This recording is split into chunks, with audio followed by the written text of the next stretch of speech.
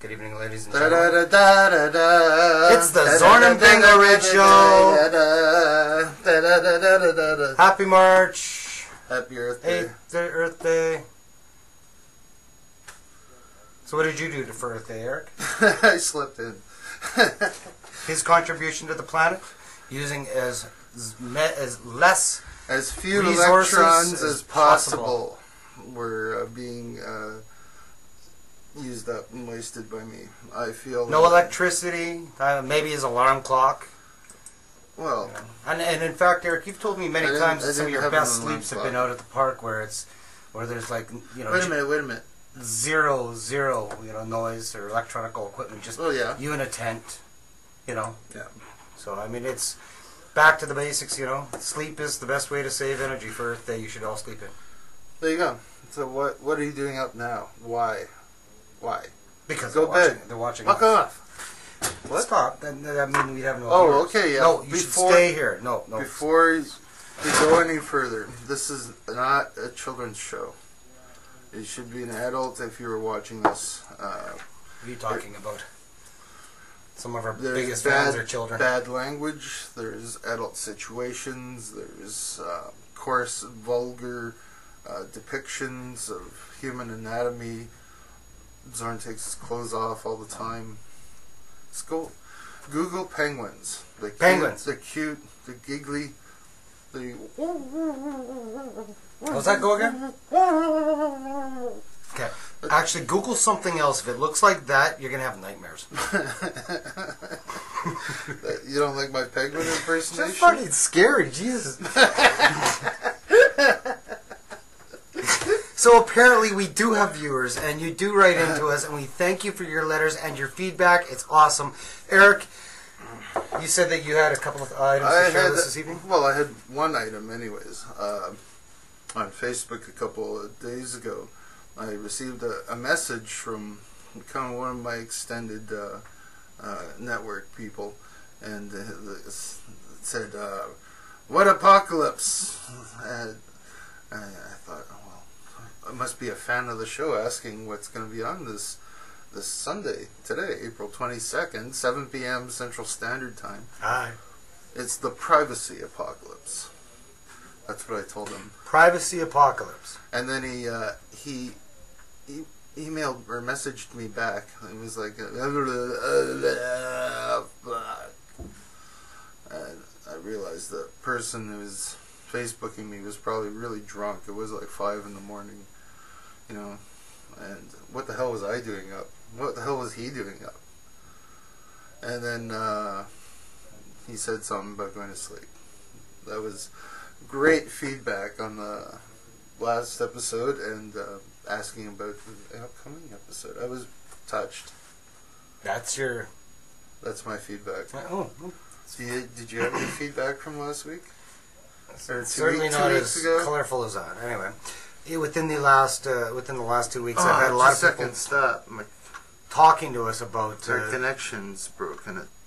Okay, I think we're back here. Are you there? Please don't go away. All right, they may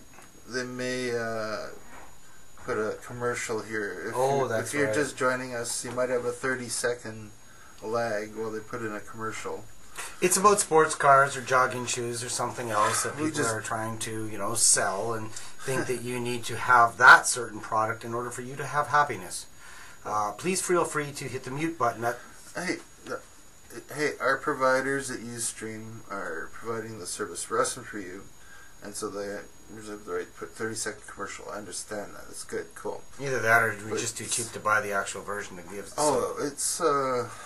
It's extremely expensive. We didn't realize we've looked into it, but we are using various methods to get our messages out to you. So this is great. So a lot of our feedback does have to do with these kind of things, and I mean, to generalize, Eric, if anything. You were talking about your interaction with Facebook, and it's very simplistic. We're having our responses come to us via the media, via the methods that are available to you, our viewing public. So, I mean, we have to be expected that they're going to be as garbage and gibberish as the show is. Garbage and gibberish.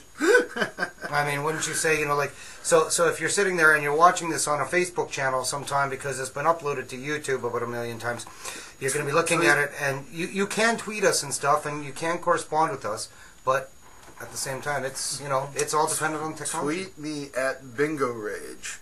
BINGO. And don't you dare forget it. RAGE. No spaces. Sorry, did I interrupt you every time? Bingorage.com. Take 2. What? Bingorage. Bingorage. The other rage. Yes, we got to come up with a better lingo. I interrupt you every time. You fuck. I'm sorry. It's Zzorhn.ca. Thank you. ZZORHN. I don't know why he spells it like that. It's fucked. Thank you. Is that like your scientific analysis, or is that just, layman terms? I didn't mean to be offensive. Actually, the term fuck, do you know where it actually comes from? I've heard variations. Why don't you tell me? My favorite is file under carnal knowledge. Whereas in the file under carnal knowledge, the idea being is that soldiers in the battlefield would come across, it is a military term, they would come across such devastation, unwanted devastation, villages just sacked and burned and destroyed, and babies like slaughtered like cattle and stuff, and they'd come back and the privates would be just white faced, and Sergeant, what do we do? And he'd be like, fuck it. File under carnal knowledge. I think that's wrong. That's actually, I learned that in the military, but yeah, that sounds like that could be just as much as what's that term? A wives' tale or a military tale. You're saying that fuck is an acronym. Mm-hmm. Another variation I've heard of this is for unlawful carnal knowledge. It's the act of there was legitimate and illegitimate sexual intercourse at one time. What are you talking about? It's way back in the day. I'm sorry. That's funny. Who am I to think that? Yeah, right.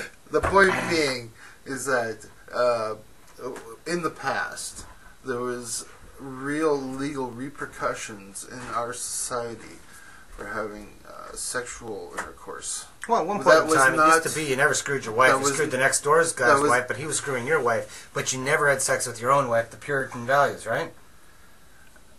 Apparently you guys got no sound on your video. Okay. And our connection just dropped again. Well, it's a good thing that we're actually recording this so that we can put this back up on YouTube in just a little bit. So hang on with us, and we're going to get this show up and running. Thank you. All right. So we're just doing a quick check and seeing if we got any sound. This is one of those fun parts of the show where we've been doing most of the show, suddenly to have one of our fans text us and say, there's no sound. Sorry. We're having problems getting our cameras, we're having problems getting our cameras hooked up to our computers in such a way that they're not getting sound cut off halfway through. We've lost a couple of videos this way. We're trying various different programs. Tonight we're trying 2 cameras. One of them's, that isn't there. Okay, we got feedback from that one. We have audio. Just a second. There we go. Apparently it works. Okay, so now you're hearing us and you're seeing us. The video quality is not the best, sorry. We seem to have a bandwidth problem. They have to get off the computers? That would help, I think. Okay. Well, what we're going to do is I'm going to take a 5-second break. Eric is going to explain to you about our topic tonight. Now, being that we've missed a couple of minutes. Don't worry that there's dead air. Just relax. No. You're going to explain to them what the title was. They missed just the title. If you're just coming to us, in fact, we started a new recording, so let's make this the official introduction. Tonight we're talking about privacy apocalypse. The fact that you are losing more and more of your privacies should be disturbing to you, because there is an inherent belief a physical reaction to want your individuality and to believe that your individuality is a given thing in a society that doesn't value your individuality. In fact, less and less, you are being drawn into kind of a machine, a social machine that drives your economies, your politics, your infrastructure is generated through the manipulation of these large conglomerations of people that are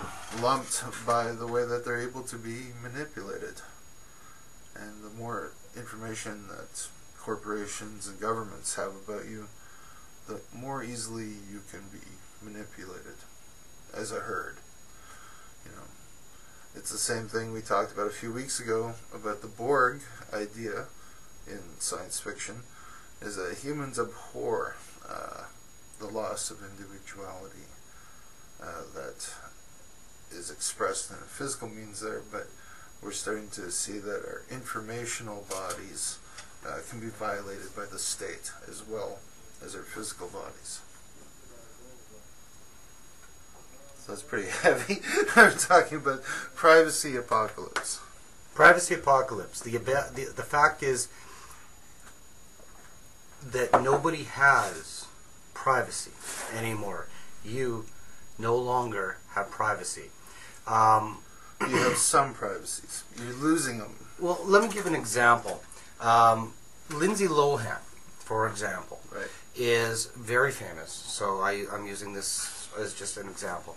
She was required to wear an ankle bracelet around her ankle, and with that, it also measured if she had any alcohol in it, in her system, right? Right. Not that that's relevant, but in its relevance is it's a measuring device that not only gives your location, but it's talking about measuring your body. Right. You know, your body pheromones, body sweats, or whatever. You know, it's able to detect what's going on. From there, I make the correlation to the fact is that in a new ruling they're trying to make where cell phone providers, internet providers, these companies have to provide by law without a warrant. The police can just walk in and just request this information, and they have to hand it over. So they'll basically say, we need the location for the address on, say, blah blah blah street on blah blah blah avenue at in certain blah blah blah town. And what they do is they sit there, and the IPP address will suddenly pop up, and they can access every single communication that you've ever had, what you do, right down to what website you visit, all these types of very personal things. Now, it's an invasion of privacy on a grandiose scale. I mean, right. It's horrendous that they would even insist on that. But here's the kicker. They've made it so that in the law that if you're not with the government of Canada on this decision, then you must be with the child predators. And the reason why I say it that way is because that is the way that this law is. It is not. This law is being pushed into power not as an enabling to protect the people of Canada. It's being pushed into law labeled as protecting protection against the children. Oh, I'm going to screw it up. I'm sorry. It's against the. They've made the law so that it's against child predators. Let's just back up a second. So this is now here's where I make it. Here's where I go round circle. 1 second, please. I don't need to. Right. Round circle back to Lindsay Lohan. From this, every single person that is walking around with a cell phone or a BlackBerry or any of your iPads or you have any sort of a wireless device, MP3 player, anything that tunes into a wireless signal that is achievable of getting the internet, you are wearing an ankle bracelet that is tracking your absolute whereabouts 24 hours a day, 7 days a week without a warrant. That's our topic tonight. The state... No, wait a minute. Let me back up. When we lose privacies, there's supposed to be a trade-off. We agree to trade a little bit of our privacy and a little bit of our personal freedoms in order to get something back. This is the way that kind of horse trading between authorities and the public has always gone, you know, is, except under feudalism, in which case you're fucked. But Lindsay Lohan has used privacy and publicity as a technology. She's given up so much of her privacy in exchange for celebrity. As a trade-off, another kind of privacy contract with the state, she is was wearing an anklet that recorded her state and location as punishment for whatever she did before. This is another privacy contract deal with somebody else. We are always negotiating our privacies in some ways. There's a social contract which says you only deserve so much privacy, and that's being taken away from us. We have to say that there should be good coming out of that. We're not seeing the good anymore. It used to be you would get certain trade-offs. You give up your location to the government and your numbers of your family to the government. You pay taxes to the government then. So this is what some of the Christians fear on the fringe, is the mark of the beast. The government knows where you are. The government knows who you are. Yeah, so you can pay your fucking taxes because you're driving on the roads and you're drinking the water and you're shitting in the sewage. You fucks. Pay your taxes. That's got to be the best definition I've ever heard. Oh, okay, I didn't mean to get off topic here. Hold on a second. Do you have a cell phone? Yeah. What? You seriously brought a cell phone down here? Sure. Look, but dude, you brought a cell phone in here? Yeah. What the fuck? What? Come on, we're talking about this kind of a. Oh. Here, it's turned off, right? Now it is. Jesus Christ, I hope that was one of those throwaway types, because either that or... Well, I just threw it away, didn't I? Oh, look, there's a little red light. What's the problem? Move your foot, move your foot, move your foot. There's a little red... What's this? Hey, there's a little red light blinking on this. What is this? Kill it! Kill it! Jesus, it's... It bit you? Booby trapped! It booby trapped.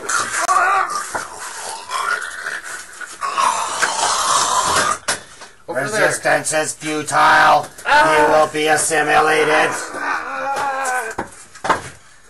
Yeah, I don't think privacy is that badly off yet. Technology, people. But it could be scary. You know, whatever. We are going to review a movie later, 1984. You probably know it. Or at least you've heard of it. If you haven't heard of it, what the fuck's wrong with you? I don't know what the hell's wrong with me. I really don't. Never tried to figure that out for years. So cell phones. Yeah. The fact that your cell phones give away your location, they bleed information to the environment. And this can be, even when you turn it off, they're constantly exchanging pings with local towers so that they can be tracked, basically. What? That phone you smashed. I didn't actually smash it here. Sorry about that. They seen you smashing the phone, so they decided to come down and show us. It's okay. The cell phone's okay. Those cell phones were injured in the making of this film. The screen on the computer. Really fuzzy. Yes, because he... Well, that's okay. We got a bandwidth problem, but we look really ugly on Ustream Live, but we'll look better when we edit our own video. We're going to figure this out. Actually, what's going to happen is we're going to get a sponsor. If you want to sponsor us and put us live on international television, we would have to I got shit for sale. You can buy the gargoyle vase for $3,500. That includes shipping. You can buy the Miss Loon Trout painting for $12,000, and that includes a year's worth of sponsorship at Spirit Fire Park. You'll get your name on a plaque there, as well as the painting shipped to you, and that way we can continue to increase our infrastructure here at Zzorhn and Bingorage. Absolutely. We're getting all sorts of visitors tonight. That's awesome. The fact is, the show is live. It's raw. It's coming to you. And I'm going to step out for 2 seconds here. But we're going to talk about the next generation of... Wait. Oh, there you go. It's not the Shiny Viking. The Shiny Viking. The Shiny Viking vacated, actually. He decided not to come tonight. Do you have any thing you want to tell the public? Rock and roll will never die. Nothing to say. All right. Just saying hello. Hey there. So anyway, the idea is the next generation of the technology from this. I was going to merely point out is that with the vehicles that you drive are becoming more and more technological. The fact is that when they say that you need to have your vehicle taken in for maintenance, you need to have it looked at by a computer. And it couldn't be more true. There's more and more computerization with these vehicles nowadays. Right. And so the idea being that with the more microchips that are in a vehicle, the more times that you've got some sort of ability to download things off of the internet. I mean, vehicles nowadays are basically just one big Bluetooth. So with that, you're going to be having your vehicle be one great big 24 hours, 7 days a week, great big government secret service agency that can tap into you. You can drive. You know, you're driving around there. Yes. They can sit there, flick on your little video camera, and look at you anytime you want. Yes. All because your contract is you've bought that vehicle when you sign on the dotted line. And that is basically how many people actually sit there and go through this much paperwork. Stop. When I say contract, I mean it in the same way that we talk about a social contract. You don't actually sign a contract with society. It's an understanding. No, but they don't need you to. The trade-offs that you make for your information. When you receive or buy a cell phone, you agree to give up your privacy of your locational data and your voice conversations over the cell phone and your text message. That is a given. Don't bother fighting it. It's already done.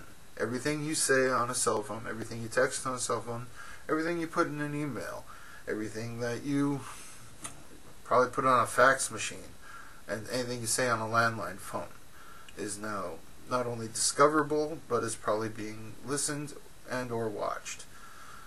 Video included. Well, some of our biggest fans are probably CSIS and I'm pretty damn sure I'm on some sort of list. The point is this is the new contract that is a fait accompli right now. This is already done. When you see laws that are asking for these powers, basically these are politicians and legal authorities trying to cover their ass because they're already doing these things and they want to be covered. Remember when the federal wiretapping kerfuffle in the States happened about a year or two before the recent president was elected. And there was going to be investigations of the previous administration that warrantless, FISA-less wiretapping. No. When the next administration came in, all went away. Everything's good. In fact, the current government is probably worse on privacy than the previous government down there. Sorry, guys. You gotta face facts. It's becoming a more informational society, which is good in some ways. These are the trade-offs we agree to. When you crash your car out in the middle of nowhere, you want your OnStar connection to call for help.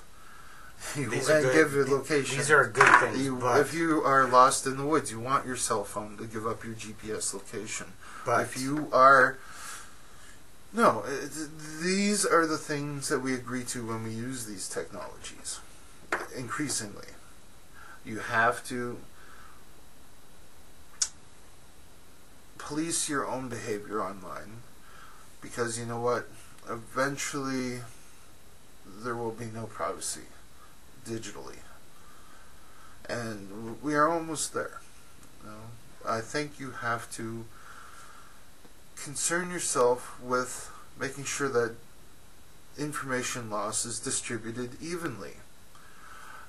The reason that the whole world governments went apeshit when WikiLeaks dumped all those State Department emails, was it a couple years ago, is because their privacy is becoming more transparent, as is the public's. When police officers are videotaped beating up protesters, their privacy is now gone, and they can't lie anymore about what happens in these altercations when people are videotaping them. This is the participatory panopticon. People are increasingly giving away their information to corporations and the state, but those corporations and those states, in accepting that degree of openness, cannot bar themselves from openness. That's what a lot of this legislation is about, is covering the asses of corporations and governments. They should have to be held to the same degree of transparency that they demand of us. Okay. I'll get off my soapbox for a while. Oh, I figured I'd let him go. He always says I interrupt him. So anyway. Talk about... No, I wanted to talk about... You talked about vehicles. I want to talk about TV. TV Big Brother. We're going to talk about 1984 a little bit later, but you probably heard the term Big Brother. This idea of an all-encompassing authority that is watching you all the time. Just recently, a TV has come out that has a built-in camera that watches you all the time. It wants to learn information about you, and it can transmit that information to third parties in other places. It is a spy device. It is the TV from Big Brother from 1984. It is Agent number 4614. It's the all-seeing You're not bending over enough. It's one of those devices that even when the TV's not on and when it's not broadcasting, we'll still be able to take your picture or a videotape feed of your living room or wherever your TV is going to be and send it to somebody else. That is scary shit. Well, it's not overt. But it should be. You should have the option to turn off the microphones and the video in your equipment. Can you do that? I just bought a new laptop and I went and I asked the guy there. I said, "Can you really turn it off?" That's the problem. How can I turn this off? No, I don't even want to turn it off. I want it removed. No, the problem is, Eric, that is, I think, the best line in the movie of 1984. Right. You can turn it off. And the fact is that's what's happened. We've become a society where you can't turn it off. Well, it's on 24 hours a day, 7 days a week, and the odd adjustment for the leap year. It's seriously, it's on all the time. You can't turn off the government surveillance on your privacy. And this is what we're trying to address. There should be blind spots in the government's surveillance of you. We're using these terms in a paranoid sense. We are not paranoid. Let me explain this. Well, just to the word I understood, we're not paranoid. We're trying to educate people. Just because the corporations and governments have this ability doesn't mean they are right now actively watching you. You know, if you sit in front of your TV, if you hide behind your couch glancing at your TV because you think it might be looking at you, yeah, you have other fucking problems. That's a different issue. What you need to do is check yourself into your local hospital, make a reference to Sony, and you'll be just fine. They know what to do. And men with white jackets provide all sorts of really cool hypodermic needles. So I'm not being paranoid, and this is the end result of what is already available, what is already possible. That's all. It's not. It may not happen now, but it will be eventually soon. All-seeing. There should be a legitimate way to opt out of that area. Have a privacy place. When you're in your home, there should be a way to shut off surveillance so you can just have your privacy of your own estate. And now the reactionary police, governance bodies, they want to say, oh, we can't see you, you must be doing something bad. And then what happens is they end up kicking down somebody's door in the middle of the night, somebody gets hurt, and all because of false information, false accusations. Somebody's dog gets shot. You know, I was going to mention that later on. I've actually wrote that down. Police beating dogs and shooting dogs. That is it's a growing trend. I've talked about it later, so I didn't mean to interrupt you. But on that issue, actually, now do you remember? It's the Xbox 360. Now I'm right. Picking on a name brand. Hold on. Not only you ranted my rant. Right, now, okay, so it's not just a TV issue. Now these Xbox 360s with the, it's kind of neat. You are the controller. Now what I'm trying to say is, they have programs that where they can identify your various reactions, so that if you walk in a really good mood, it'll pop up on the TV and it can learn from you, and it'll be like, oh, it seems you're in a really excited mood or something like this. I forget what program it was, but it can learn from you. Now, this is on an Xbox. What would it take to have something the size of an Xbox, whose sole purpose is to watch, learn, and adapt as this Xbox program has? I mean, apparently you could walk in the room looking upset and it could go, are you upset? Is there something I could do? Would you like to go fishing? And it was a fishing program. I remember seeing it. I remember it, where you could sit there and you could fish in this pool and stuff and like that, and pet the fish. And it was. I have to look it up, and so I could reference it sometime. If you know the answer, please write into the Zzorhn and Bingorage show.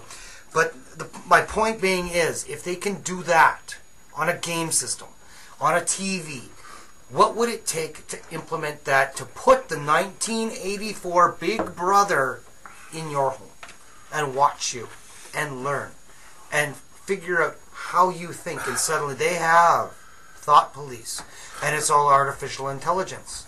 We have to make Don't be paranoid. I'm saying that in jest. Right. Like I said, there should be a privacy hole that you can have. But you know what? A lot of people are opting out of privacy. If you go on Facebook, you take a look at people are giving up all their information. They know it's going to be used by corporations, and they know it's available to governments and other private individuals. And that's why I say maybe it's a generational thing. Older people have this gut, physical revulsion to loss of individuality and privacy. They are afraid of becoming the Borg. My grandmother never used a single computer the entire day of her life. And I'm not kidding. She did not use a computer once. And it wasn't paranoia. It was because she just didn't want to. Right. And the thing is that when you're raised in that era, it's not because you're stubborn. It's why do it? It's not you. So I mean, so it's not so much as it's a paranoia.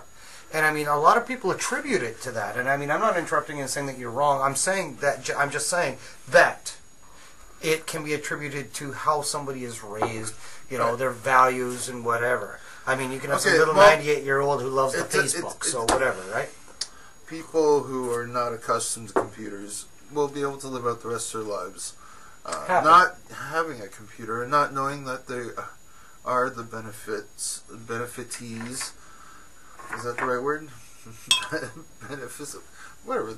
they're receiving the benefits of computers. If they buy a new car, the car is going to have a computer that's going to get them the best mileage for the car's engine. That's going to let them know if they have problems with their tires. It's going to let them know when they need to go get an oil change. It's going to tell them that they're driving the wrong direction on the freeway. You're falling asleep at the wheel. It already does that. And you know what? In another 10 years, Grandpa and Grandma will be able to take a nap while the car drives them to where they want to go. You know, no more running over stalls at the farmer's market. That was really, what's the term? Ageist? Sorry, that was really a terrible thing of me to say. That was a very terrible thing. I was trying to make a point, though. Alright, well. Give up. They are the Big Brother device. But we are making these trade-offs. We say, okay, you can brand it to us. We get to buy this machine, which costs maybe twice as much as what we're paying for it, because you're subsidizing us for our entertainment. And here's some of the trade-offs.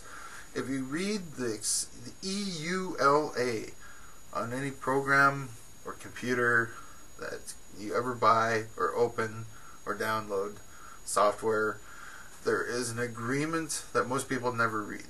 They just click agree, yes, continue next, and they never read that you are saying yes, that a corporation can watch you, it can identify the brands you use, it can tell which way you like to dress, it can offer you coupons and advertising based on your food choices when you swipe your card at the supermarket. This is the way that you are being serviced, and you are being made a product. You agree to do this. You should be more cognizant of the things you agree to every day. But in the same vein, whenever a corporation especially wants to use your information, they should have to tell you that they're accessing and selling your information or using it in some fashion. And you have to be cognizant of your interaction with them. By the same thing, if we're going to have a cultural panopticon where everything is seen, everything is transparent, then wealthy individuals, corporations, and governments should not be allowed to opt out of these transparency requirements. You know, if everyone has a Big Brother device in their house, then you should not be able to pay to not have one in your house. If you are So nobody should have the right to turn it off? No. If you are going to stab your wife in the neck after dinner because the kids won't stop screaming, and you just finished off, you know, your 7th bowl of meth for the day, you should be seen, you should be caught, and you should be jailed. Not that... Hey, but if you are... I don't believe that... Shut up and let me make this point. Okay, go ahead. If you are the fucking Prime Minister of Canada and you stab your wife in the neck after dinner, you should be seen and you should be held accountable. I'm not saying the current Prime Minister has done that or will do that.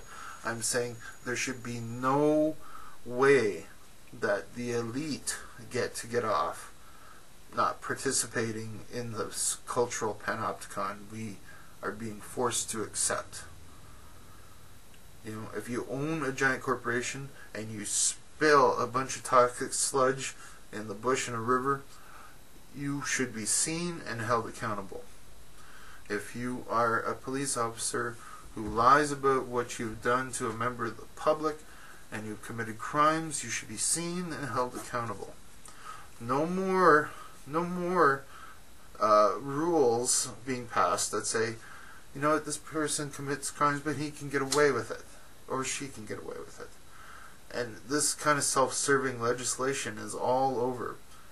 Politicians saying that they're allowed to do insider trading legally. You know, corporations are allowed to cheat on their taxes. You know, these things happen. And if we are going to become more open and transparent as a population, we should hold these giant things above us to the same degree of transparency. I'm sorry. I'm starting to repeat myself, but I do have a point here. He does. We have to be cognizant of what the fuck is happening around us. If you don't read those EU-LA agreements every time you download another piece of software, you have no idea what you have agreed to. If you, but most times it's pretty damn hard to read, though. It's not like you're sitting there going, "That doesn't make a difference. We are going to download some spyware onto your computer." I don't care. Please don't mind. I don't care if you haven't read a book in 20 years. If you buy a fucking new piece of hardware and it asks you to click to an agreement, read it, because you want to know what you are agreeing to. It's the same with anything, though. All right. Well, we're going to move on here for just prosperity. All right. We're live here live at Zzorhn and Bingorage show. Now, the fun part is that why do you have the? What is that? This is a letter. A letter from our local MPP, Sarah Campbell. And what party is she? She's NDP. NDP? Yes. Okay. That's the provincial parliament. Yeah. Why do you have a letter from Sarah Campbell? Well, because I wrote into Sarah a few weeks back. Why don't you tell the folks about it? Or do you want me to well, I'm a little nervous about the whole thing. I mean, the thing is who likes to admit that they're actually injured? I mean, it's I don't know if it's pride. You don't know if it's what it is. Lately, it's my coming out of the box. It's my skeleton in the closet. I'm not well. So what's happened is I've been going for treatments, or not treatments, but I've been going to for the last year, and so I've been a lot of trying to figure out what's wrong with me inside, and they don't know. Okay, I'm not doing well. That's the long and short. I'm just going to do in public. I guess that's my public statement as to my extent of my illness, and my close friends know the full impact of it. However, what happened was I wrote into Sarah Campbell recently, just trying to tell her that there is no legal way to fix me. However, and there is a treatment. There is treatment, and the fact is that when I smoke marijuana, I no longer hurt. The pain stops. I don't have my bloated sensation. I no longer have all these problems. I can eat. Like lately, I'm having a hard time. Like when I eat, it's been in the last year. I've not been able to eat very well. I don't do anything really like so much as physical, and I'm still losing weight. I mean, most people love that kind of a diet. You don't have to do anything; just eat all you can and just lose all the weight you want. That's not good. So it's when I smoke, I'm able to eat, and I'm able to keep. I'm able to maintain myself. I'm able to do things, and suddenly I can maintain myself. I can be normal, but as I am right now, I don't have a job. I can't keep a job. I mean, what employer wants to employ somebody that's in the bathroom every hour, or either that or needs to go for marijuana smoke every hour or and a half just to make sure that they're not. Is it possible for you to? Is it possible? No. My problem is that it does not fall within the category for the medical marijuana requirements for a license. This is my problem. So what I've done is I wrote into Sarah and I have asked her that if she would be, if there's anything that she can do. Now, this is, I'm not going to read the letter that I wrote to her because I don't have it on hand, but this is Sarah Campbell's office written back to me to Joe. Please sign and date the authorization for us so that we may act on your behalf. It can be returned in person, by mail, or by fax. Our address is Fort Francis, Ontario, blah, blah, blah. Our fax number is blah, blah, blah. We are open from 1 p.m. to 5 p.m. Monday to Friday. Our phone number is. Thank you, respectfully. Now, it's really not, it's regarding medical marijuana. It's in bold, right at the top. Now, it has now here's the part why I'm nervous. and it's an authorization for I, being me, the undersigned, hereby authorize, direct, and instruct Sarah Campbell, MPP, or her representative to act on my behalf in connection with blank. And this shall be good and sufficient authority to do so. And it's got my signature, print name, date, witness signature, print sign, date. This is the first time you're saying this. Yeah. Well, what do you think? This sounds ominous? Man, you got... What? You just word it blandly, regarding marijuana application. Here's my problem. What do you say? They don't know. They don't know. I'm still going to be going to Thunder Bay within the next 4 months. I didn't tell you that yet. I haven't told you any of this.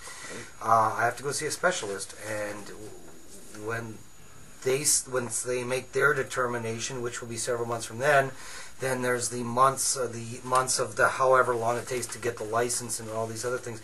I'm looking at from a year and a half longer before I even see some sort of reaction on the legality of this situation. I mean, meanwhile, now here's my problem.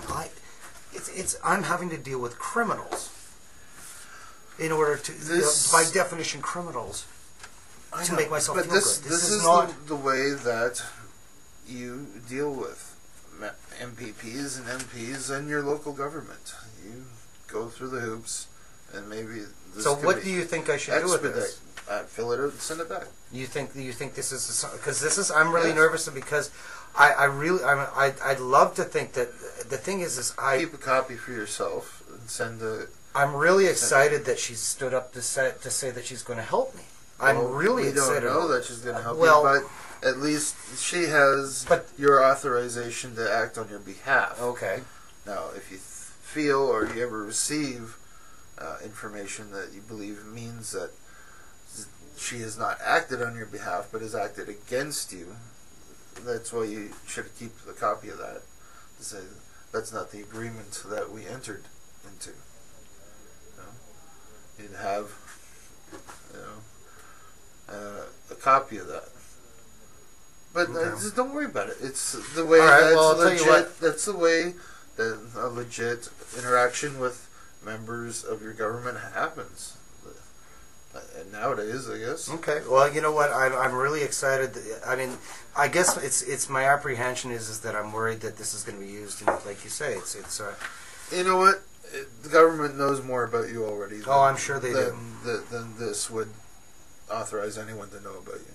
Anyway, I'm excited that she's returned this to me. I mean, it was very personal. I didn't get there's a responding thing too as well. But this is the directional letter that I have, okay. And it was actually very prompt. I have to say, this is a good response. It was less than 2 weeks. I was impressed. I mean, I have to say, a lot of letters come back that are much more. No, obvious. It was a personal thing. I'm very thankful that she did do this. I'm thank you. Actually, if anything, this has proven how that government does work. Right, and I've said it before. You can write into your. Is that a real way to affect your local government and your federal government is to write an actual letter, make an actual phone call, and make real contact with your government representatives. Let them know that you don't like what is happening. And it helps to have specific information. If you don't have specific information, say you value your XXX whatever, and you don't like when people try to take it away from you. Alright, well, Eric, I'll tell you what. I'm going to sign this. And I'm going to get you to witness this for me, okay? Just witness that there for me. Alright. So Sarah, thank you. We're going to get this. Hopefully you can help me. And in doing so, hopefully we can help a lot of Canadians out there. I mean, I hope that the laws can change and adapt to what is needed for, a growing many people in Canada. Thank you. I meant to do that 2 weeks ago while we were doing the the apocalypse of the death. What did we call it? The final apocalypse? Everyone's mortality. Well, that's just it. I mean, here, give me the painting. Damn it. This painting is called Grief and Beyond. As myself, my friend Z here, and other folks have lost female family members recently. And this painting was about moving on and surviving the death of a loved one. And the antlers here on this character, lowered a bit for the camera. In ancient rock art on cliffs in Europe and in the Americas, human figures with horns or antlers depicted someone who had accumulated or gained knowledge, usually through ordeal or suffering, and the snake figure being cast off is like fears, mourning, regrets that need to be eventually dealt with and put away. And down here you have like a Charon figure crossing the metaphorical river Styx here. So this piece was about 2 months old, I guess. 2 weeks ago I wanted to show this to you guys, but we kind of forgot it. So I wanted to make sure you could see that. And we don't sell this one by the end of the year. I have a show in Finland. My friend Will over in Finland is putting on a show for me. So we'll roll up these canvases and send them to him. If you want to buy it, we'll take $800 for Grief and Beyond. And that goes towards both Broken Vulture Art and Spirit Fire Park.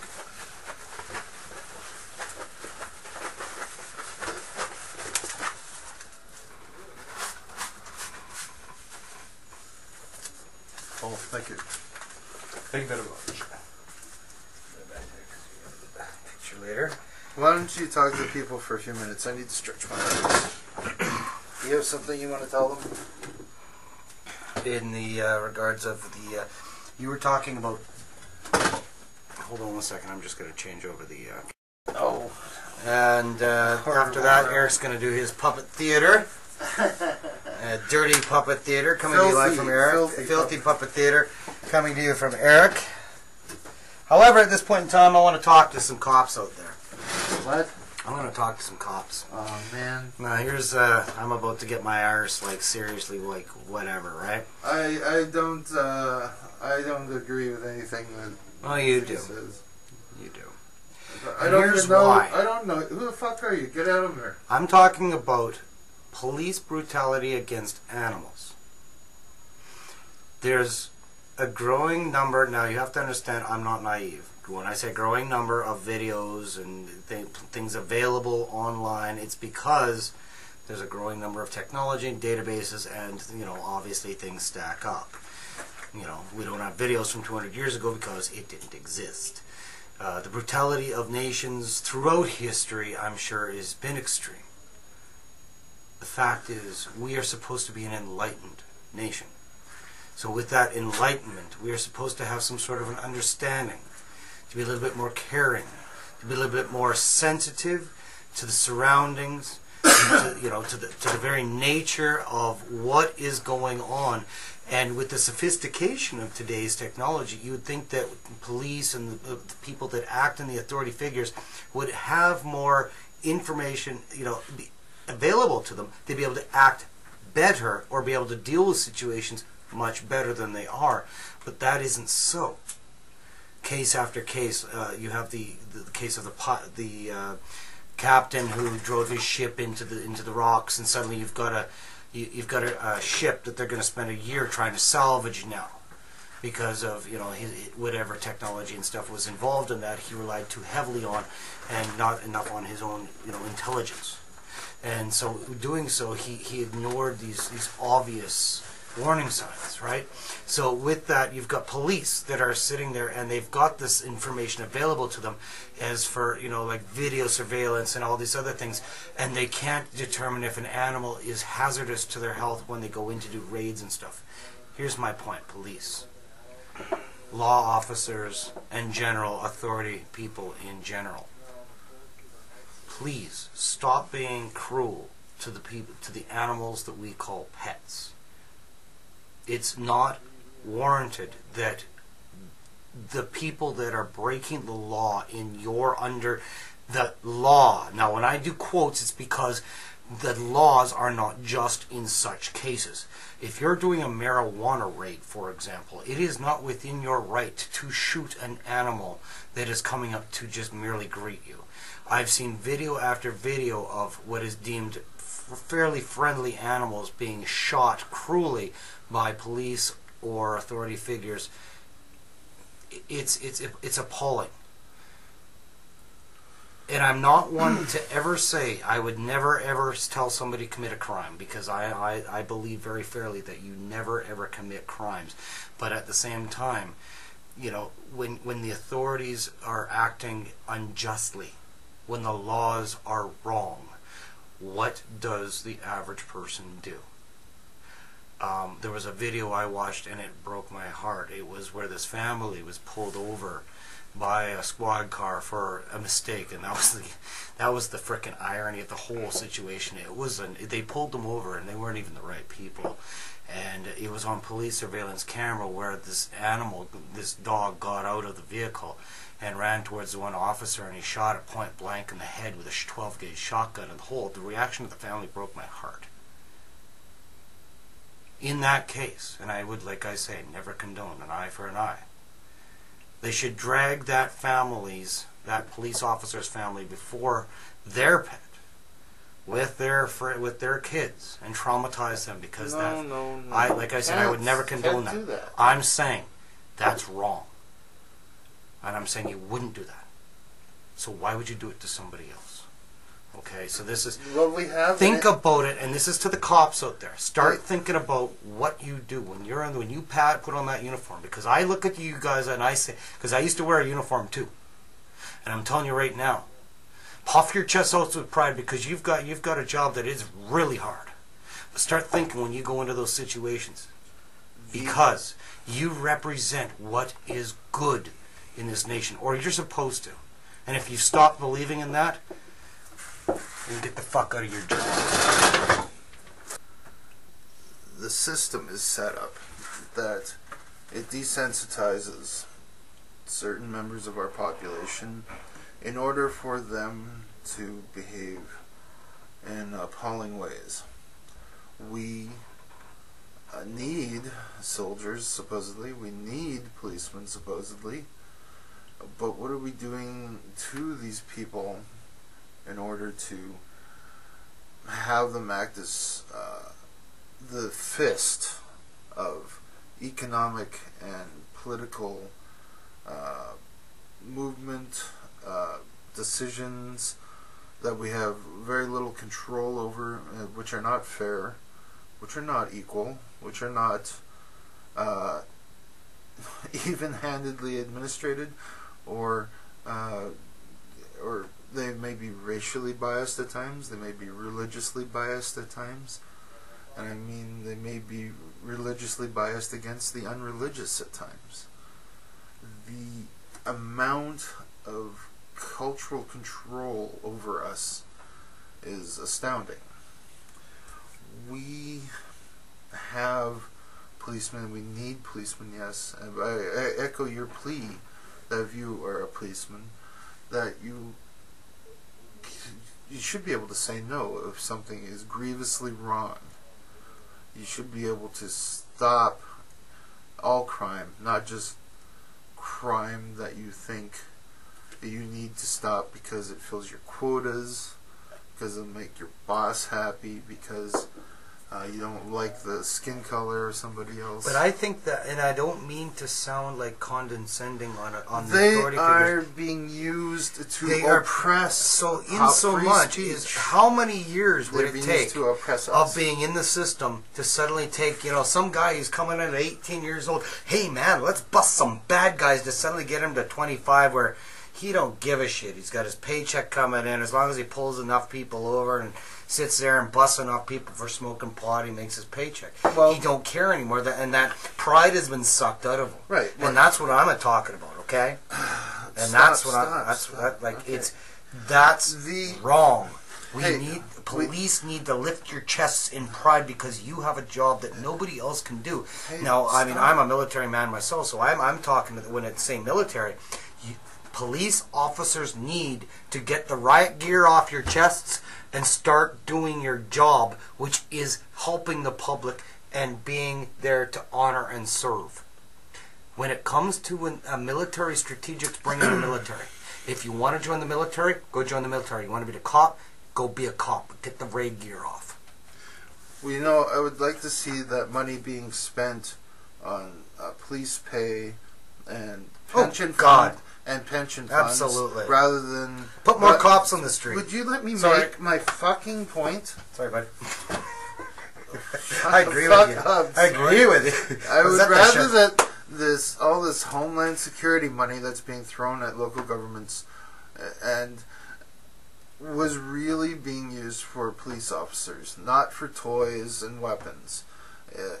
I think that the current drug laws are also dangerous because they foster a need for police officers to make their own money.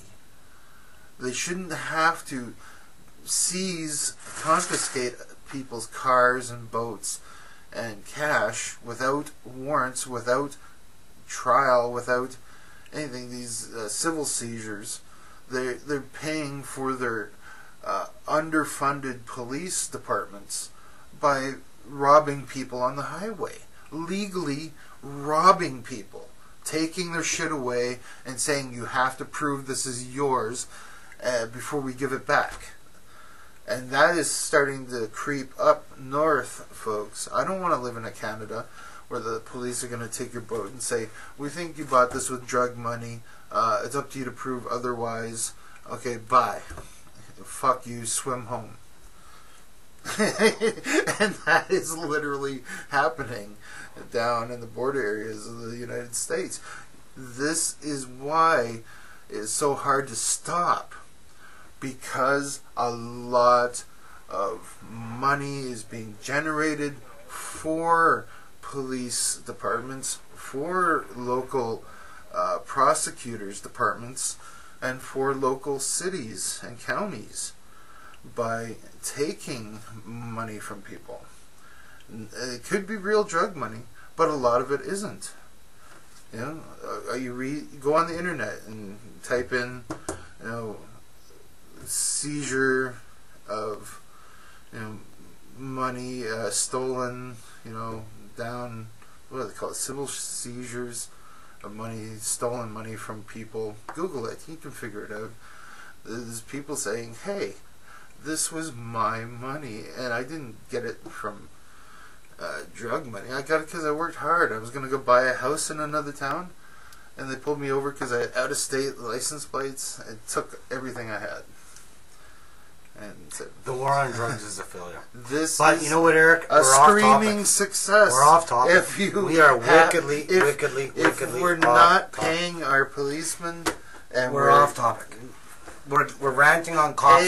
You're doing a good job. Yes, but you are. Your laws are unjust. Quit serving the unjust laws. Okay. So we're going to quickly, because we do have. I'm looking at the time economist, you would see there's an incentive to do wrong.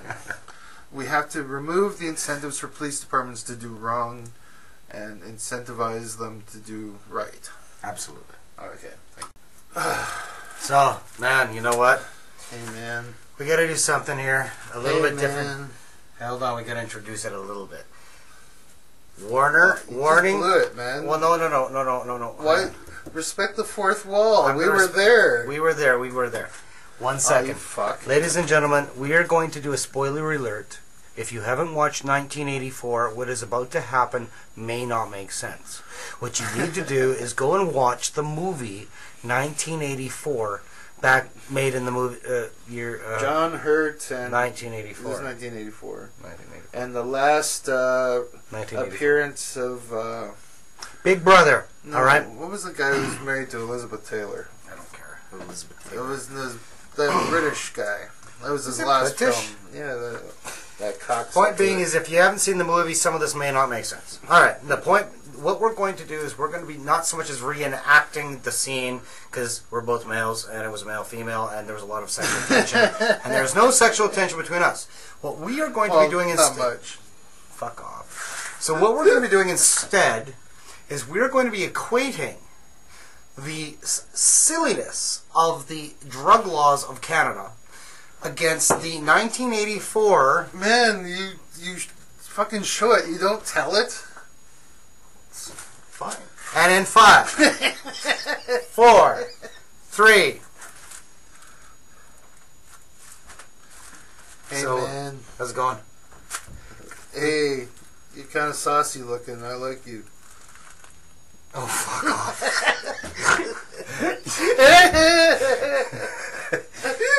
And in 5, 4. Alright, serious now. Okay. Alright, so. What was that? So, what are you doing later there?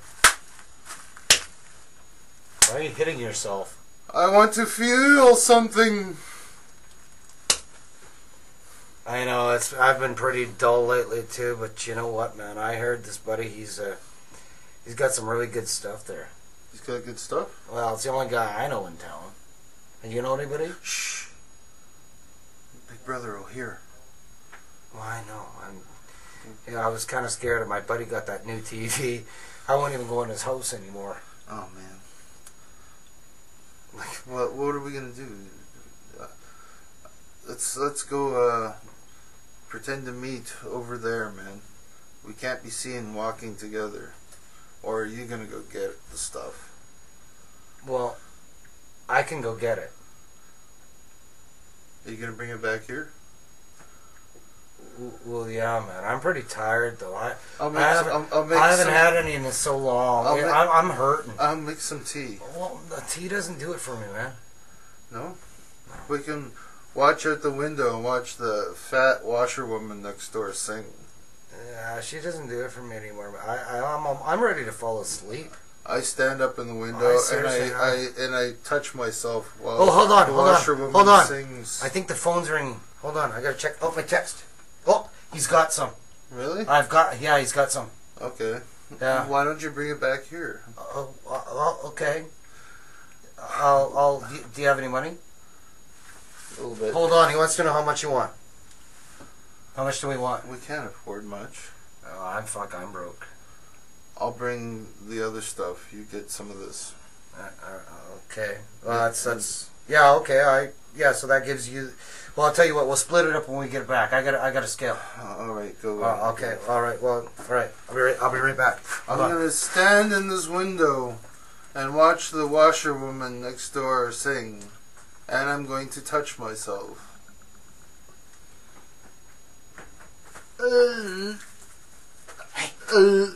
What? What? Hey man. You got the stuff? Yeah, actually, I did. I got the other. I'm freaking wired. I've just had 2, man. I was just wired. Oh wow! I am super wired. I want some. You can smell this, man. Look at that. That's just look at that. No, just look at it. Have a look at that. Look at that. Oh, it feels crunchy. I like it. Well, no, smell it. Oh my God, that smells so good. Was that Vietnamese? No, it's Colombian. Oh man. Well, I'll boil some water. Why don't you get the... I haven't had coffee in... man, I am so wired from that coffee. I got a French press over in the cupboard. Do you want to use the press? Let's use the press. I'd rather use the press, actually, man. I can't just do the boiling water thing. Trickles down and stuff like that. But smell that coffee, man. I haven't had coffee. It's so good. Oh, Jesus. I haven't had coffee in weeks. That's strange. I know, but... The Ministry of Truth said that there was a doubling of the coffee rations I from know, last but it's year. so expensive. Do you have any razor blades? No, I kind of cut myself this morning. I was trying to use the low end I've used for the last 3 weeks. All right. Well, I've got. Okay, I'll be making. I'm gonna make some coffee. Sugar. You have sugar? I have real sugar. My God, you have real sugar? I do. It's not that saccharin crap? It's not saccharin, it's real that sugar. shit causes cancer. Yeah. No, man, real sugar. It's not. Is it the Brazilian? Is it the sugar cane? No. Or is it the Quebec? I think somebody chopped up a clown and boiled it down. Well, it's probably better than the Quebec.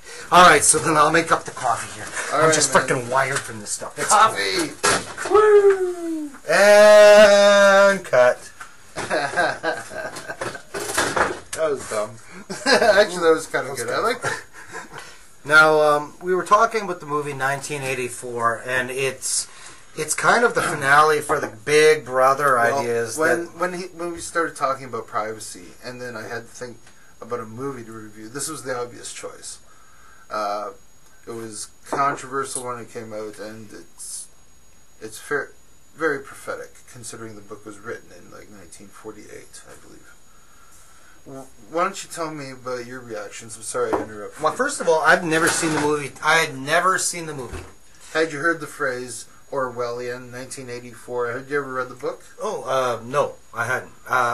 So you knew what the story was about? No, I didn't have a clue. You never heard? Never. Holy so this crap. movie I watched 3 times.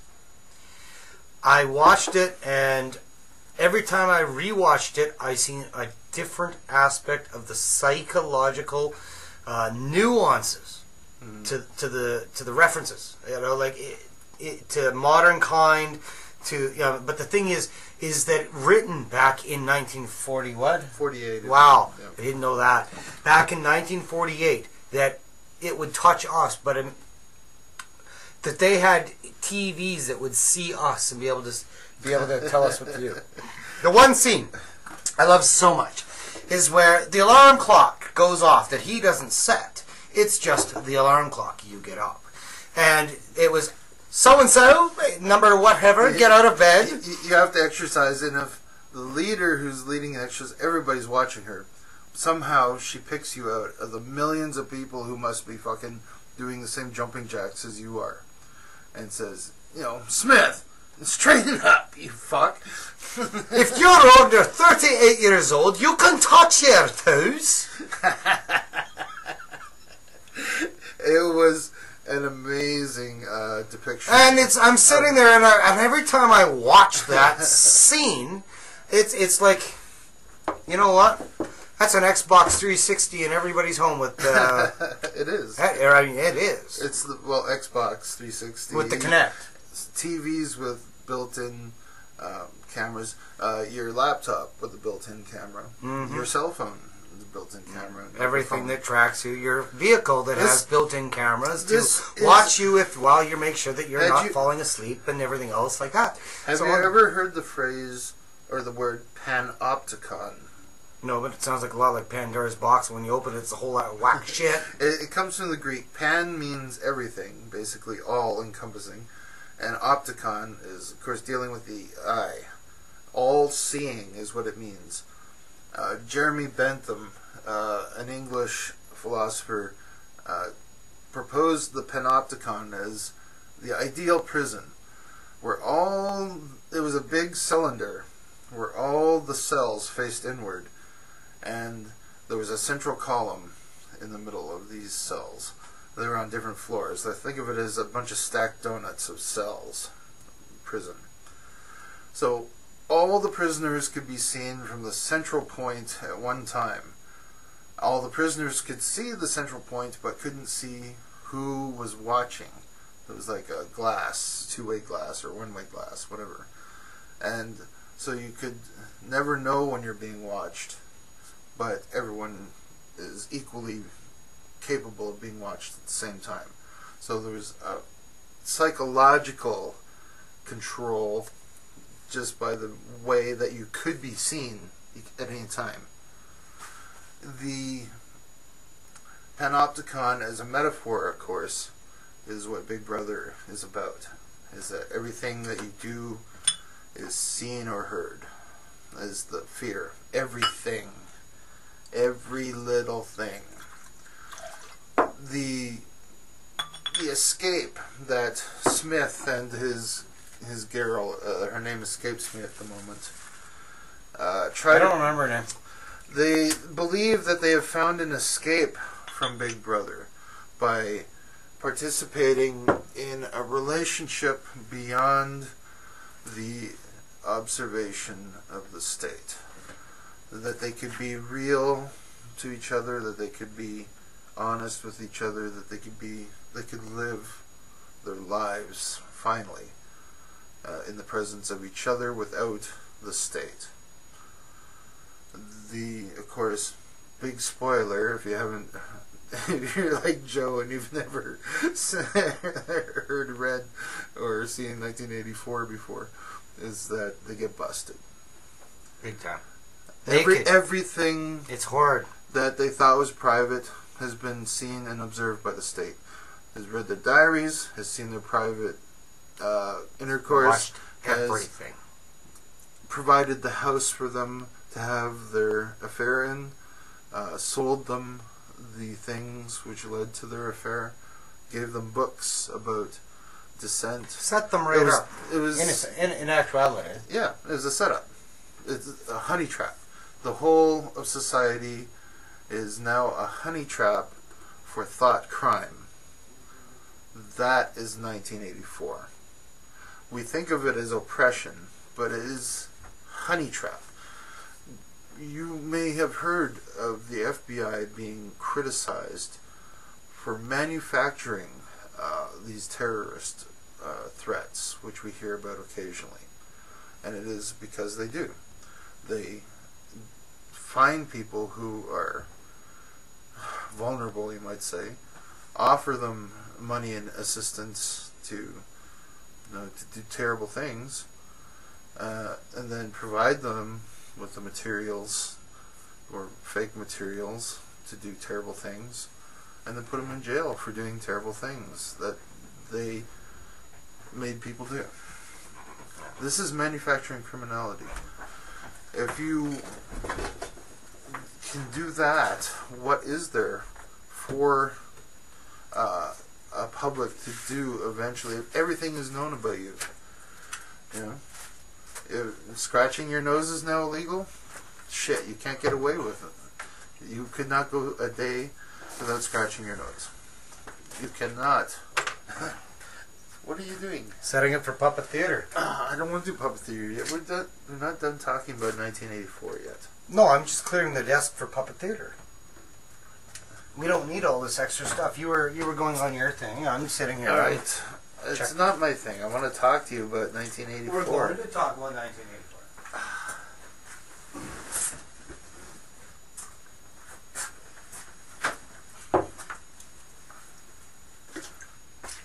So, if we want to participate in a new type of cultural panopticon, where we give up our rights to be seen, or to not be seen, I guess, more appropriately, Have some pop. in exchange for benefits like free internet services, reduced prices on cell phones and game consoles. Okay, we'll do that. But the increased transparency has to apply to everyone. Again, we get back to the same point. The 1984 was written by a British person after the Second World War. And British had a history of caste, of class, where there's someone above you. And we think, as North Americans, that we don't have classes here. We don't have castes here. Really? What do you think the 1%, 99% dichotomy is? When you think about Occupy anything, you have very specific images in your mind already, and they've been planted there by the broadcast end of Big Brother. Mainstream media, politicians with talking points, your favorite web forum is probably get some guy spouting right-wing talking points or left-wing talking points. You know, the Panopticon not only takes in, it also broadcasts. It is reactionary to our desire to watch it. You know, we've seen a lot of authority figures threaten people who are videotaping authority figures doing things that are wrong. We should be vigilant that this does not change. If there's ever a law passed that says that videotaping police officers in the public is illegal, we got a problem. Then we get bigger problems. Oh, because God. Then, that's saying it's okay to do bad things to people who need to be incentivized to do good things. We should not give up our rights in our body to the state. We give up our rights in our privacy. We give up our rights in our information. We give up our rights in our money. You know, we should not have to give up rights to the body. So this goes on to abortion debates. This goes on to. We have to wrap this up. We have to wrap this up, pieces. Okay, this is Give my your thing. puppets? Do what? Yeah. Okay, because right. He's got 5 minutes. Fucking lazy this week when it comes to the puppets. Oh man, where'd the puppets go? Tell me you got puppets. I got puppets. I'm sorry, I was supposed to write something and I didn't get around to writing something. You know what I did do? I washed the puppets. Well, that's good. What's your drink? Now, if you're at home, you're probably saying to yourself, why would a man need to wash his puppets?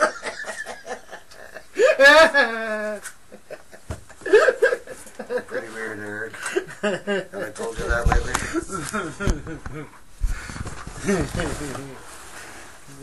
Oh, okay. Hang on. I'll adjust my camera. Mommy, why would a man need to wash his puppets? Which way do you want your camera moved? That's pretty good. Can we, how far, is there anything behind my laptop? No. Okay. Okay, you adjust that, and then I'll adjust my camera. Alright, actually, my camera's good. Now, hold on 1 second. That's fine. Spoiler alert, ladies and gentlemen. This is Director. If you have not seen the movie 1984, then you need to go watch the movie 1984. Alright? It's very simplistic here. I'm going to just clean up the box here just a little bit. And now, it's not bloody likely that anything we're about to talk about for the next few minutes is going to add anything to the canon of 1984 critical literature. I want people to understand. But perhaps it will give an insight to the dynamics of the interplay of power, especially when it comes to the sexual politics of puppets. Thank you. the scene is when they get arrested. That's the scene you want to see? That's the scene I want to see. The deleted scene of the arrest. First of all, I want to see my main characters on stage, please. Main characters, front and center. Come on now. Just 1 minute, man. Phrase. 1 minute.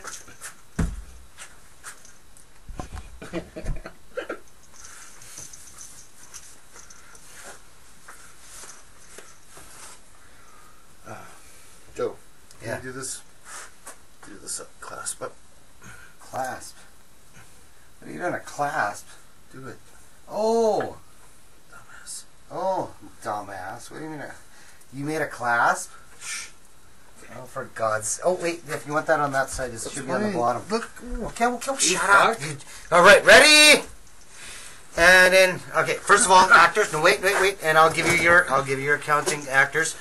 There's my two actors. Thank you very much, ladies and gentlemen, for showing up.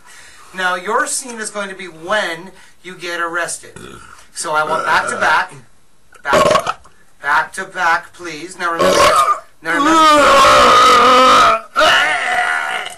Okay, stop. You're naked. No, wait a minute. That's not in my contract. I don't mind getting naked. I love fucking on camera. Okay, come on. It's in your contract. You signed it, you bastard. All right. I'll take off my clothes. Back to back. Now. I love this kind of work. All right, quit. You're not supposed to be rubbing bums. My nuts are shriveling up like crazy. It's cold in here. We need a fluffer in here for a second. Stop! Okay, all right, never mind now. Oh. All right, so know what I'm Sir John Hurts. You cannot treat me like this. Now, what I want you to do is find your motivation. All right. The cops. It's that freeze frame when you know you've been caught. You've been caught. The police are pouring in. Yes. Time stops. The two of you are able to move and interact. What would you say to each other? Let's start. And in 5, 4, 3, 2. Stand back to back. Be quiet. Oh, Smith. They've caught us. We've caught you. I know. They can see everything. We see everything. Oh, what are we going to do? Whatever they say of us, whatever they ask of us, remember, I love you. You love me. You do not love her. I do. Oh, Smith!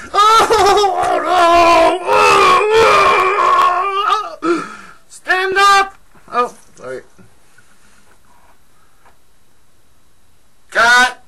All right. So, now, I want you to reenact. Now, the next scene is where he's on the table. What? I want her. She's going to be the saving grace, of course. What? She's always. So now he's what on the table? Where he's being tortured. Oh. All right. Remember, he's on the table where he's being tortured. Okay. Okay. All right. And she's going to be his saving grace. No. She's not in the room when he's tortured. Well, no, she is, actually. No, she's not. She's in the mountain range telling him I love you and stuff. What? Oh, that's a dream sequence. Yeah.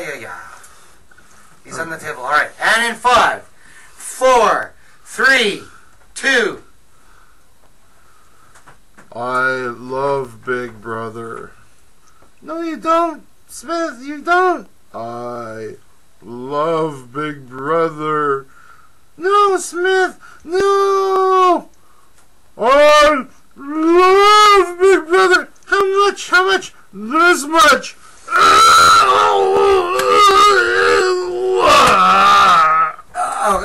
Okay. That's cut. Okay. All right. Now, was that good? Did you like that take? That wasn't bad. All right. Oh, that was very, very satisfying. I think we got an Emmy. I think we could apply for an Emmy for that. Yeah, really? Yeah.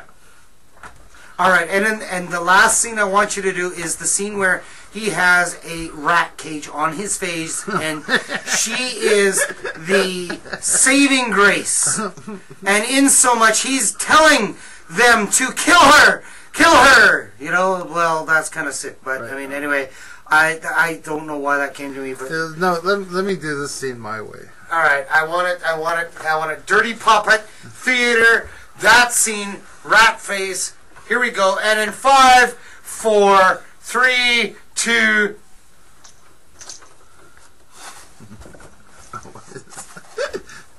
Oh, Smith, I love you. Ah! No, not the rat! No, anything but the rat! Do it to her! Oh, Smith. Bitch! Stop! Cut! Eric, stop! We can't condone violence against women. What do you mean? You can't beat she can't Are you okay? Hold on. Are you okay, miss? Miss, are you okay? Hold on. Miss, are you okay? Call 911. Yeah, call right. 911. Call 911. I'm sorry. I'm not really sorry. We should probably edit that out. Can we edit that? We're gonna edit that out, right? Eric?